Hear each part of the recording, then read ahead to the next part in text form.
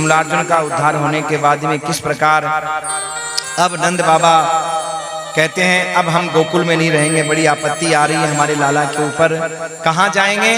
तो 10वें स्कंद के 11वें अध्याय के 28वें श्लोक में कहते हैं कि अब कहाँ जाएंगे? बोले वनम वृंदावनम नाम पसव्यम नवकाननम गोप गोपी गवां सेव्यम पुण्याद्रि तृणवीरुधम। बोले अब तो हम कहाँ जाएंगे? बोले अब हम जाएंगे श्री धाम वृंदावन। तो फल वाली के ऊपर कृपा करते हुए भगवान अब वृंदावन की ओर चल दिए महाराज। बोलो वृंदावन धाम की जय। क्यों? वृंदावन सोवन नहीं और नंद गाँव सो गाँव, बंसी वट सोवट नहीं, श्री राधे नाम सोना। बोलो वृंदावन धाम की जय हो।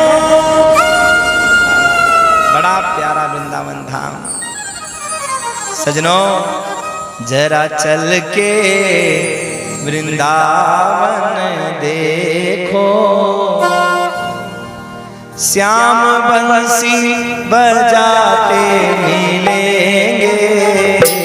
जरा चल कर वृंदावन देखो, श्याम बंसी बजाते मिलेंगे। जरा चल कर वृंदावन देखो, श्याम बंसी बजाते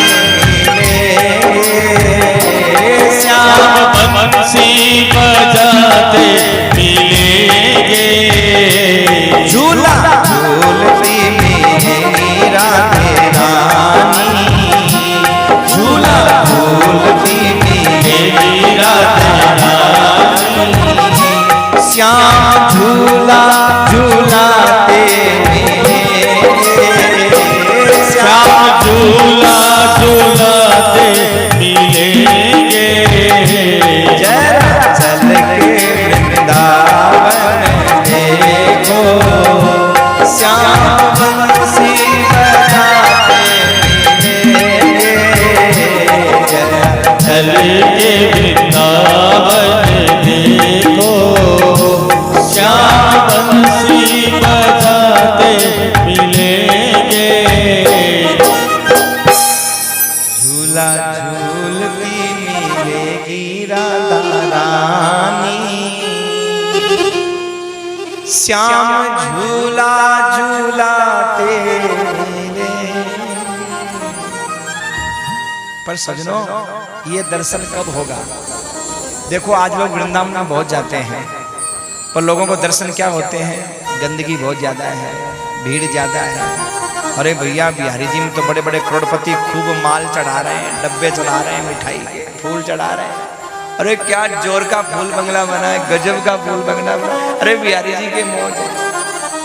हमारी जो सांसारिक दृष्टि है वो यही देखती है। देखो भैया वृंदावन को देखने के लिए ये चरम चक्षु है ना, अध्यात्म की आंखों से देखो, अंदर की हृदय की आंखों से देखो। इस कलयुग की ही घटना है। एक बार की बात है, बादशाह अकबर ने बिरबल से कहा, बिरबल तुम इतना अच्छा गाते हो, तुम्हारे गुरुजी से हमें मिलाओ, स्वामी हरिदास जी से हमें मिलाओ, दर्शन कराओ। बोले महाराज छोड़ो ना, रहने दो, हमारे गुरुजी को क्या देखोगे? नहीं नहीं नहीं नहीं, आपके गुरुजी को देखेंगे, चलो। और सजनों उस समय बादशाह अकबर हरिदास जी को देने के लिए, गुरुजी को देने के लिए बड़ा महंगा 1 लाख रुपए का इत्र लेकर के गया कि गुरुजी को देंगे। अब वहां पर हरिदास जी तो गमछा बांधे माटी में पड़े, महाराज मुस्कुरा रहे। अब ये पैसे वाले चमक धमक देखते हैं, वो व्यक्ति के स्वभाव को, भाव को, तपस्या को नहीं। हाँ क्या देखते हैं? चमक धमक। हमारे गुरु ऐसे हो कि हमारे यहाँ आए तो 4 गाड़ी आगे हो, 4 पीछे हो, चाहे भजन हो या नहीं हो, सत्संग कोई मतलब नहीं। अब बादशाह ने मन में सोचा यार इनके लिए इत्र लाया हूं, इनका क्या काम, इत्र का मट्टी बहुत है इनके लिए, तो गलत आ गया। चलो आ ही गए, कोई बात नहीं। अब अकबर ने मन में ऐसा भाव लाया, बिरबल बोला ये हमारे गुरुजी हैं। उसी समय जैसे ही पहुंचे तो हरिदास जी बोले अरे ला बादशाह ला, क्या लाया, जल्दी ला जल्दी ला जल्दी ला जल्दी ला। अब मांग ही लिया तो इत्र था, दे दिया शीशी। हरिदास जी ने शीशी खोली, मट्टी में डाल दी, माथा पकड़ लिया बादशाह ने। बताओ बाबा जी को अकल नाम की चीज ही नहीं, इतना महंगा इत्र है, राजशाही इत्र, और धूल में डाल दिया। अरे बादशाह क्या सोच रहा है, कैसे उदास हो रहा है, चल जा बिहारी जी के दर्शन करके आ जा। अब बिना मन के बिहारी जी के मंदिर में गए तो सजनों क्या देखा कि जो इत्र, राजसी इत्र बादशाह अकबर लेकर के आया था और जो बाबा जी ने मिट्टी में डाला था, वो इत्र महाराज बिहारी जी के पूरे मंदिर में महक रहा है। बादशाह ने मन में सोचा ये इत्र यहाँ कैसे आया, मेरे अलावा कोई ला नहीं सकता, मैंने तो महात्मा जी को दिया, उन्होंने मिट्टी में मेरी आंखों के सामने डाला, यहाँ कैसे पहुंचा, इसका मतलब मैं बात महात्मा जी को समझ नहीं पाया, कोई तो बात है। जाकर के पैर पकड़ लिए, महात्मा जी मुझको इस रहस्य को समझाओ, पर्दा उठाओ, मेरी समझ में नहीं आ रहा ये क्या चक्कर है। बोले बादशाह तू जिस अभिमान की आंखों में इस वृंदावन को देखना चाहता है, उन अभिमान की आंखों से वृंदावन दिखाई नहीं देगा। किसी राजा को, किसी सेठ को, किसी धनवान को वृंदावन दिखाई नहीं देगा। यहाँ तो विरह का पंछी बनना पड़ता है, तब महाराज ये वृंदावन दिखाई देता है। महाराज ये इत्र वाली कहानी समझा दो, नहीं तो मेरे को नींद नहीं आएगी। तो देख बादशाह, जब तू आया था ना तो मेरे प्रिया प्रीतम होली खेल रहे थे, राधा और कृष्ण। अब राधा की पिचकारी खाली थी और कृष्ण की पिचकारी भरी हुई थी एक। राधा रानी मेरे से बोली बाबा अब मेरी हार है जाएगी।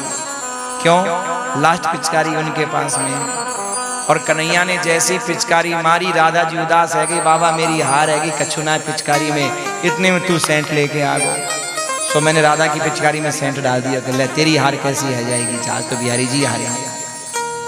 और राधा रानी ने अंतिम भरी हुई पिचकारी बिहारी जी पर मारी और वो पूरा सेंट महाराज बिहारी जी के मंदिर में महकने लग गया और राधा की जीत है गई। महाराज बोलो राधा रानी सरकार की जय।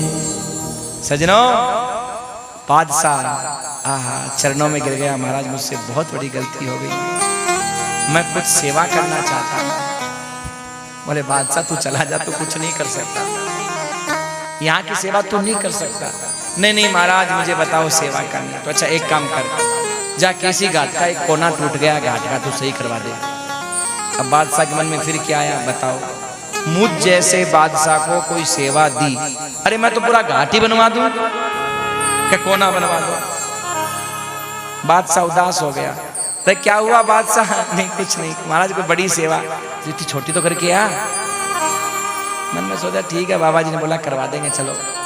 अब जाकर के जैसे ही बादशाह ने केसी घाट देखा, भैया महात्मा की ऐसी कृपा रही कि असली केसी घाट दिखाई दिया, चम चम चम चम चम चम मणियों से चमक रहा।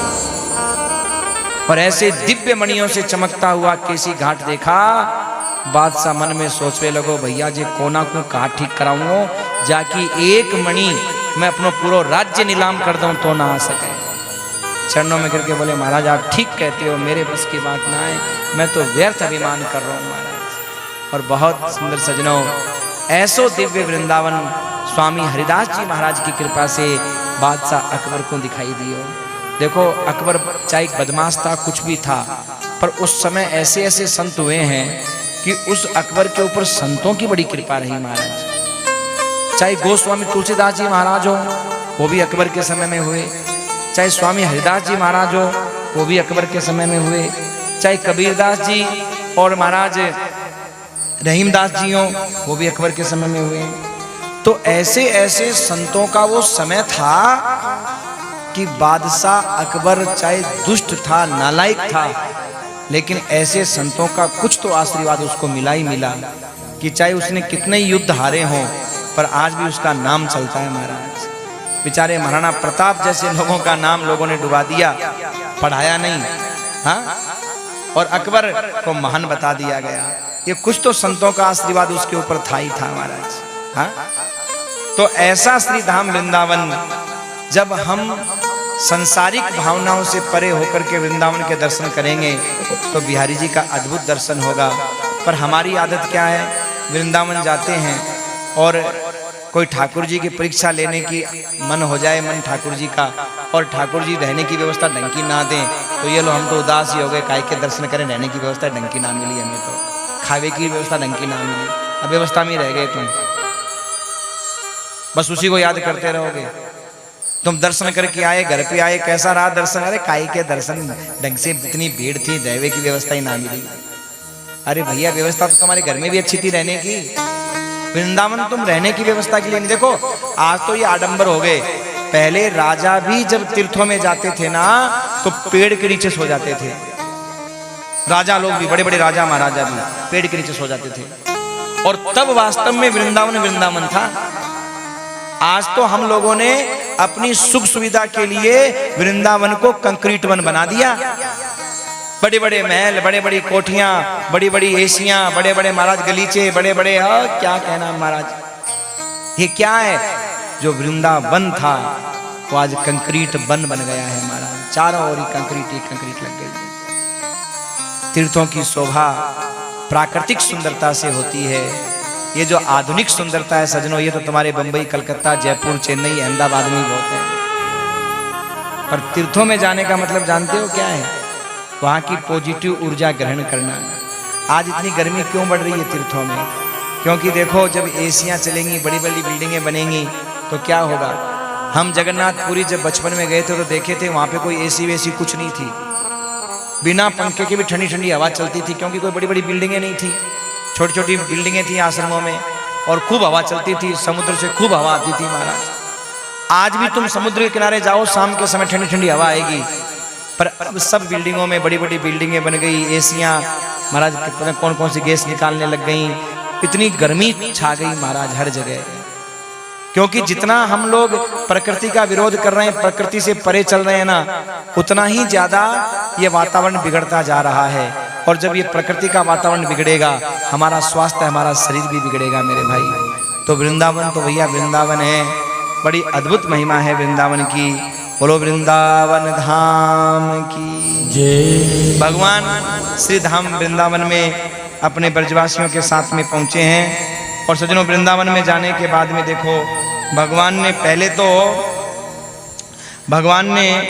पहले तो सज्जनों किस प्रकार भगवान ने पहले तो छकड़ों के नीचे रह करके समय व्यतीत किया, बाद में धीरे धीरे मकान महल बन गए खूब सारे। भगवान गौ पूजन करते हैं, गोचारण करते हैं, और गाय चराने के लिए भगवान जाते हैं। और भैया गोचारण करने के बाद, गौ पूजन करने के बाद गाय चराने के लिए भगवान गए हैं। देखो भगवान की आराध्य देवी है गौ माता। आज सज्जनों गाय का दूध सबको चाहिए, पर गाय की सेवा किसी को नहीं चाहिए। आज की नई नवेली बहू आती है, उसको गाय के गोबर में बदबू आती है। पुरानी बहू बेटियां महाराज काम कर लेती थी गौ माता का, आज वाली नहीं करती है। गाय के गोबर में, अच्छा उसने अपने बच्चे का वो गंदगी धोई तो उसे बदबू नहीं आई है, पर गाय के गोबर में, जिसमें लक्ष्मी माता का वास कहते हैं, लक्ष्मी माता का निवास बताया, उसमें बदबू आती है। उसको दूध पीने में बदबू नहीं आती है, वो तो बिना नींद ही नहीं आती बिना एक गिलास पिए तो महाराज।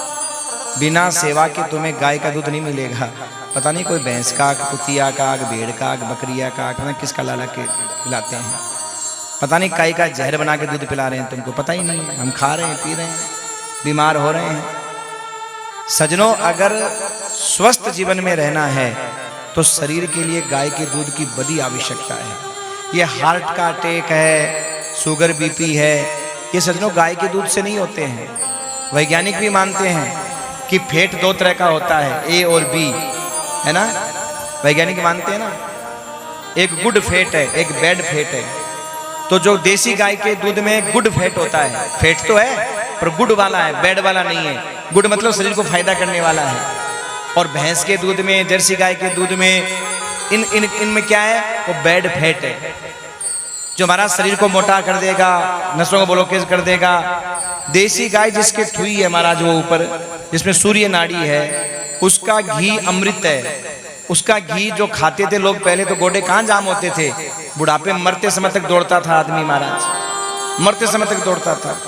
अब आज महाराज ठीक है, अब लोग बाजार का घी दूध दही खाने लग गए, खूब ब्रेड पे लगा लगा के बटर मटर खाते रहते हैं। तो पता नहीं वो चर्बी है कि कोई मरे हुए पशु की है कि जिंदे की है कि पता नहीं किसकी है, कहाँ से दूध आया क्या आया राम जाने महाराज, कोई पता नहीं। इसलिए भैया अगर घर में जगह हो, ठाकुर जी ने सामर्थ्य दी हो, तो आप गाय के लिए व्यवस्था अवश्य करें। कोई छोटी सी गौशाला अपनी फैक्ट्री में बना लो, कोई अलग जगह लेकर के, भगवान ने सामर्थ्य दिया, पैसा दिया, कुछ भी कर सकते हो आप। मन में भाव होना चाहिए, कुछ भी कर सकते हो आप। और ज्यादा नहीं तो भैया कोई गौशाला के अंदर अपना अलग से गायें रख लो कि भाई ठीक है, इन गौशाला गायों का मैं खर्चा उठाऊं, गायों का दूध हमें मिलता रहे। और महाराज जो भी, चाहे वो आपको 200 रुपये लीटर दूध भी मिल रहा है ना, तो भी आपके जीवन में वो लाखों रुपए का कार्य कर रहा है। और देखो गौशालाओं में तो सेवा करनी चाहिए। कोई आसपास गौशाला हो, जैसे आप खंडला धाम आए हो तो यहाँ भी महाराज गौशाला है, खंडला धाम में भी बहुत सुंदर गायों गौशाला की व्यवस्था है, गायों की व्यवस्था है। जिन गायों के दूध से गणेश जी भगवान को भोग लगता है, बालाजी को भोग लगता है, आपकी कुल देवियों को भोग लगता है। तो उन गायों के लिए अगर आप सहयोग करते हैं, सेवा करते हैं, उन गायों को अगर आप गोद ले लेते हैं कि ठीक है एक गाय का चारा पानी पूरी साल का मेरी तरफ से रहेगा, ऐसा आप गोद ले लें, तो उस गाय का दूध जो भी देवी देवताओं को भोग लगेगा, बोलो आपको आशीर्वाद मिलेगा कि नहीं मिलेगा। जो पुजारी सेवा कर रहा है वो दूध पिएगा, जो भक्त दूध पिएगा उसका आशीर्वाद आपको मिलेगा कि नहीं मिलेगा। तो सेवा करने के कई प्रकल्प हैं महाराज। अगर ठाकुर जी ने आपको व्यवस्था दी है तो अपने घर में, अपनी फैक्ट्री में, अपने गांव में, शहर में गाय की व्यवस्था करो। और महाराज इसके बाद में कोई गौशाला हो जिससे आप जुड़े हुए हो, आपकी जितनी सामर्थ्य है, जो सामर्थ्य 1 से लाख जो भी सामर्थ्य होती है, देखो काम तो सामर्थ्य के अनुसार ही किया जाता है, तो सामर्थ्य के अनुसार आपको सेवा करनी चाहिए। ये नहीं है कि केवल हमने कमरा बनवा दिया, सत्संग भवन बना दिया, मंदिर बनवा दिया, अरे गायों की व्यवस्था नहीं। थोड़ा थोड़ा पैसा सब जगह लगना चाहिए महाराज। अन्नदान में, भोजन में भी लगना चाहिए, गौ सेवा में भी लगना चाहिए, निर्माण में भी लगना चाहिए। तो सबका थोड़ा थोड़ा लाभ है। जैसे हम इन्वेस्टमेंट करते हैं तो एक जगह थोड़ी करते हैं, एक डूब गई तो एक कंपनी फेल हो गई तो अलग अलग कंपनी में पैसा लगाते हैं, लगाते नहीं लगाते हैं कि एक डूबे तो एक लाभ देगी, एक कम देगी तो दूसरी ज्यादा देगी। तो ऐसे ही जिंदगी का इन्वेस्टमेंट है ये महाराज, यहाँ भी और वहां भी, सब पे लगा दो, मंदिर पे भी, गाय पे भी, भवन पे भी, थोड़ा थोड़ा सब पे लगा दो, तो महाराज इसका भी लाभ मिलेगा, इधर का भी लाभ मिलेगा, कहीं ज्यादा मिलेगा, कहीं कम मिलेगा, मिलेगा सबका लाभ, ये गारंटी की बात है। तो गौ माता की सेवा आप सजनों किसी भी रूप में कर सकते हैं। गौ सेवा किसी भी रूप में आप कर सकते हैं। अच्छा, लोगों को प्रेरणा करके भी कर सकते हैं। देखो ऐसा नहीं है आपकी सामर्थ्य है या आपने कर दिया, ये तो कर दिया। प्रेरणा भी बहुत बड़ी चीज होती है। प्रेरणा का मतलब आपका कोई इष्ट है, मित्र है, रिश्तेदार है, उसको आप प्रेरणा खंडला धाम में प्रेरणा करके लाए, यहाँ की सेवा के बारे में बताए। जैसे मैं बार बार आपको सेवा के बारे में बताता हूँ, मुझे कौन सा कमीशन मिलेगा? कमीशन मिलेगा। कौन सा कमीशन मिलेगा? दान धर्म आप करोगे पर कुछ प्रतिशत हमें भी मिलेगा उसमें से। अरे हमारे पुरुषोत्तम जी दे ना दे, भगवान देंगे, आप समझे नहीं बात। आज मैं सोचना पुरुषोत्तम जी से कमीशन बांध रखा है, ऐसा नहीं है। ठाकुर जी देते हैं कि भैया हमने भले ही प्रेरणा हमने की ना, आप बोले प्रेरणा की, आपके मन में आया, भले पैसा आपने लगाया, पर हम प्रेरणा करने वाले एजेंट हैं, तो हम एजेंट को भी भगवान कमीशन देंगे कि नहीं देंगे? मिलेगा। इसलिए मन से प्रेरणा करके भी पुण्य का भागी व्यक्ति बन सकता है। गौ सेवा के प्रति लोगों को प्रेरणा करनी ही चाहिए मेरे भाई। अपनी संस्कृति, अपने देवालय, अपने मंदिर, अपने धाम, इनके लिए प्रेरणा लोगों को करना भी एक सेवा है। हम जो करते हैं उससे कहीं बड़ी सेवा है। हम करते हैं अकेले थोड़ा सा किया, लोगों को प्रेरणा करते हैं, कितने लोगों ने सेवा की, इसका भी एक लाभ है। तो गौ माता भगवान श्री कृष्ण की आराध्य देवी है मेरे भाई, ध्यान रखिए, उसकी सेवा सर्वोपरि बताई है। कृष्ण जन्माष्टमी मनाना सार्थक तभी होगा कब? जब हम गौ माता की सेवा करें, सम्मान करें, हमारे घर में गौ माता के माखन की व्यवस्था हो, भगवान के लिए दीपक जलाने के लिए घी की व्यवस्था हो, जब हवन करें तो गौ माता के घी की व्यवस्था हमारे पास में हो। इसलिए गौशालाओं से जुड़ करके रहिए। बढ़िया महाराज, इतनी सुंदर जगह है, कितनी भी गायें बढ़ाई जा सकती है अगर आप लोगों का सहयोग रहे तो। और एक एक गाय बांध लो कि ठीक है भाई, गाय का दूध तो नहीं पहुंचा पाएंगे जयपुर अहमदाबाद, लेकिन घी तो पहुंच ही जाएगा है। एक गाय का खर्चा हम पूरा देंगे महाराज, पूरा इसका जो भी पालन पोषण का और का, फिर क्या, और जितना घी हो वो घी हमें ठाकुर जी की पूजा के लिए, सेवा के लिए। देखो घर में क्या पॉजिटिव ऊर्जा महाराज आएगी। यानी सेवा की सेवा हो गई, मेवा के मेवा मिल गए महाराज। सेवा की सेवा हो गई, यहाँ भी वाह और वहां भी वाह। सेवा करने के कई प्रकल्प है महाराज। भगवान श्री कृष्ण जब गाय चराने के लिए जाने लगे तो बड़ी सुंदर चप्पल जूती बना करके लाए महाराज। चरण पादुका नंद बाबा कन्हैया ते बोले लाला पहन। बोले बाबा जंगल में जावे वारे तो इतने सारे हैं, लाए एक ही हो चरण पादुका। अरे लाला जी सब तो पशु हैं। कन्हैया ने बाबा के मुंह पे हाथ रख दियो, बाबा दोबारा पशु मत बोलियो।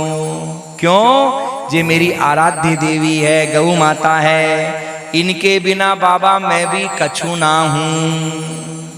जे मेरी आराध्य देवी है, इसीलिए कहते हैं यदि गाय नहीं होगी गोपाल कहाँ होगा। यदि गाय नहीं होगी गोपाल कहाँ होगा। यदि गाय नहीं होती गोपाल कहाँ होता। यदि गाय नहीं होगी गोपाल कहाँ होता। यदि गाय नहीं होती गोपाल कहाँ होता। गोपाल कहाँ होगा, गोपाल कहाँ होगा। गोपाल कहाँ होता। गोपाल कहाँ होता।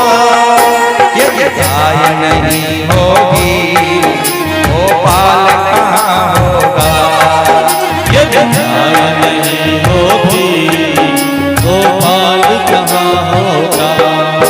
यदि गाय नहीं होगी गोपाल कहाँ होंगे। यदि गाय नहीं होगी गोपाल कहाँ होंगे। हम सब इस दुनिया में खुशहाल कहाँ होंगे।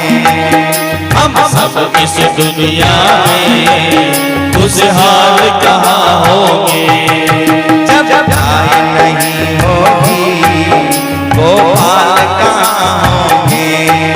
जब गाय नहीं होगी गोपाल कहाँ होंगे।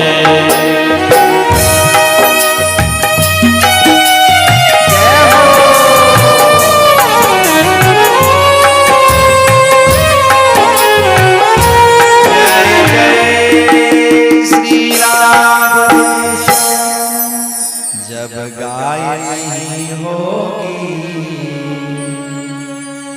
गोपाल कहाँ होंगे। हम सब इस दुनिया में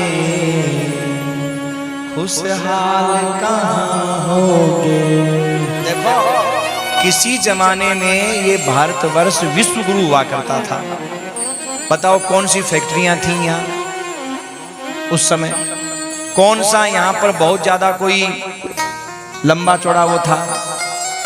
विश्व गुरु किसके बल पे था? गो, गाय, गंगा, गायत्री, ब्राह्मण, इनके बल पे विश्व गुरु रहा है। शांति का संदेश देने वाले अगर महात्मा कहीं मिलते हैं तो भारतवर्ष में मिलते हैं। और महाराज अगर विदेशों में भी कहीं से गए हैं तो भारतवर्ष से ही गए हैं। जो सनातन संस्कृति का प्रचार करने वाले, मन को शांति देने वाले। आपको पता होना चाहिए, अमेरिका आदि में जो लोग रहते हैं उनसे पूछना, जब वो डिप्रेशन में जाते हैं ना तो डॉलर दे करके वो गाय को हक करते हैं। वहाँ गाय को गले लगाते हैं, गाय पे हाथ फेरते हैं, गाय के पास समय बिताते हैं, उनकी टेंशन खत्म होती है डॉलर दे करके। आप सर्च कर लेना, लोगों से पूछ लेना जो उधर रहते हैं, आप देखो। और हमको गाय ऐसी बुरी बेकार ऐसी घूमती फिरती है। भैया गाय की बड़ी महिमा है, बड़ी महिमा है महाराज गाय की। पर हम देखो पहले जब गाय होती थी तो ये भारतवर्ष विश्व गुरु हुआ करता था। गोकुल जहां गायें गायें हो महाराज, उसका नाम गोकुल है। तो भगवान अवतार लेते थे, और जब गाय नहीं है तो फिर भगवान थोड़ी शैतान महाराज। आज भी एक उदाहरण दूं आपको मैं, राजस्थान के जोधपुर जैसलमेर इलाके की तरफ जाओ तो गायें बहुत हैं, तो उधर जैसी शांति है ना, इधर आपकी तरफ नहीं है। जिस इलाके में आज भी गायें ज्यादा है ना, वहाँ आज भी सुख है, शांति है, जबकि उधर पैसा कम है। उस साइड में सूखा ही सूखा ज्यादा है, बारिश भी कम होती है, इधर तो ज्यादा होती है, उधर कम बारिश होती है। पर हमने उधर भी कथाएं की हैं महाराज, क्या प्रेम, क्या आनंद, क्या सुकून, क्या आनंद महाराज। असली राजस्थान तो वही है जिसके लिए महाराज कहा जाता है, ओ या तो सुर गाने शरमावे, इन पर देव रमन ने आवे, इन रोजस नर नारी गावे, धरती धोरारी, ओ धरती धोरारी, हाँ धरती धोरारी, ओ धरती धोरारी। ओ या तो सुर गाने शरमावे, इन पर देव रमन ने आवे, इन रोजस नर नारी गावे, धरती धोरारी, ओ धरती धोरारी, हाँ धरती धोरारी, ओ धरती धोरारी।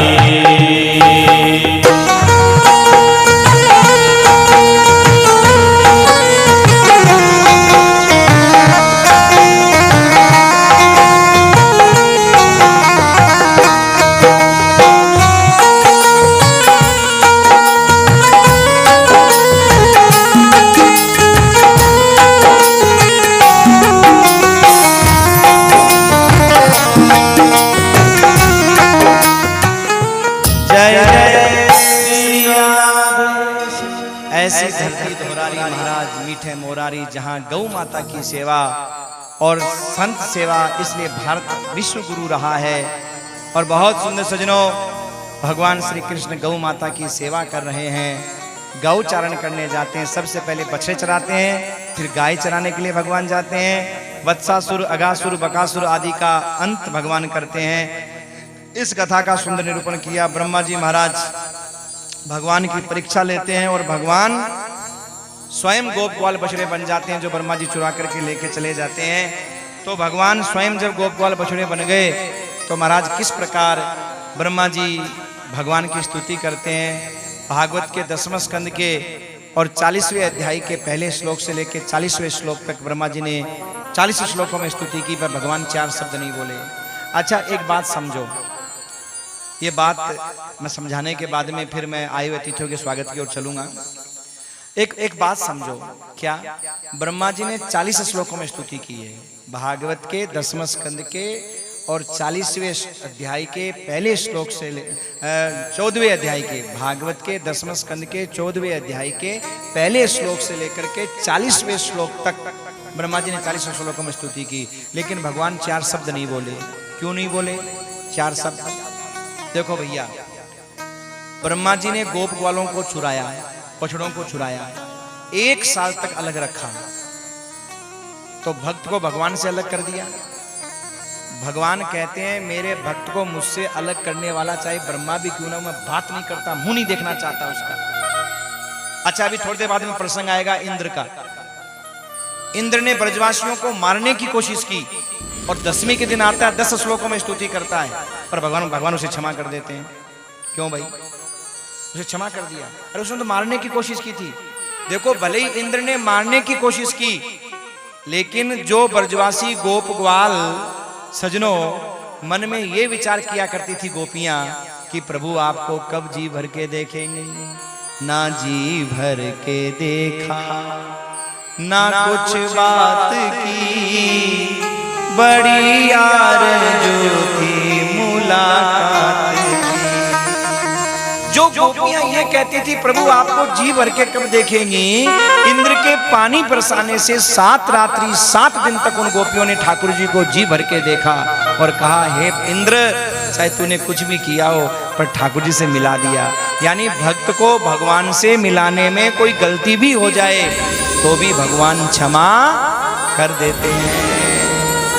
तो आज जो नए नए पंथ नए नए धर्म चले हैं, जो घर से भगवान को निकलवा के फेंकवा रहे हैं, चाहे कितना ही बाबा जी का वेश बना रखा हो, कितना ही राम राम कर रहे हो, कितना ही महाराज वो तपस्या का नाटक कर रहे हो, लेकिन भगवान ने अपने से अलग करने वाले ब्रह्मा को क्षमा नहीं किया तो छोटे मोटे बाबा जी को क्षमा भगवान करने वाले नहीं है।